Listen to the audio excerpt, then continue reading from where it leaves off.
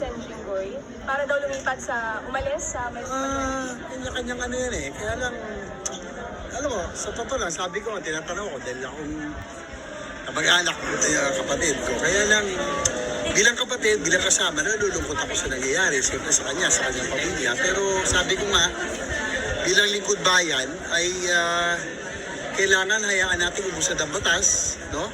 Kailangan malaman ang buong katotohanan at yung manaig ang hustisya.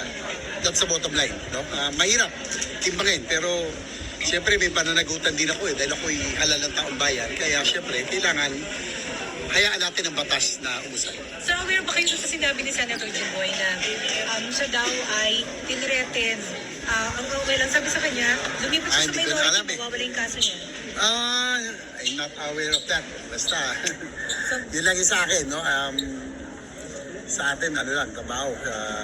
Tsaka syempre nalulungkot din ako overall sa nangyayari sa Senado. Kailangan natin balik yung respeto, yung dignidad ng Senado. No? With all of this, sa nangyayari mga nadadamay sa political na mga pangyayari, yung integridad ng Senado. No? Sana naman isave dating institution. Sir, don't you think what they did today was an affront to the Senate?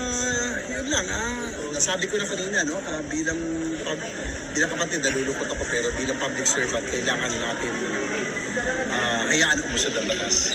Siyempre, pinagdarasal natin siya na maging matatag para harapin yung akusasyon, harapin yung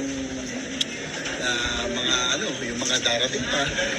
Pero in the end, as I mentioned, kailangan manaig ang katotohanan at manaig ang hustisya. Sige, lumabas na po.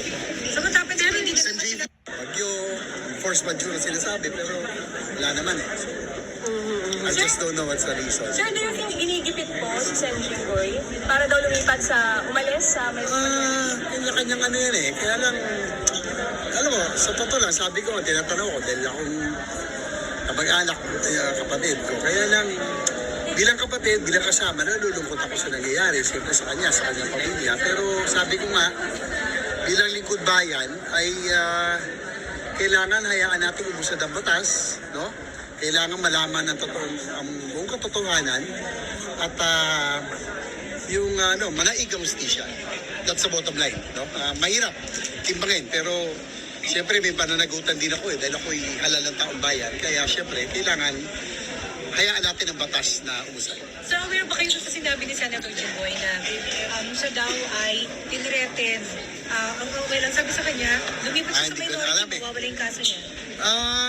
I'm not aware of that. Basta, yun lang yung sa akin, no? Sa atin, ano lang, trabaho. Tsaka syempre nalulungkot din ako overall sa nangyayari sa Senado. Kailangan natin balik yung respeto, yung dignidad ng Senado. No? With all of this, sa nangyayari mga nadadamay sa political na mga pangyayari, yung integridad ng Senado. No? Sana naman isave dating institution.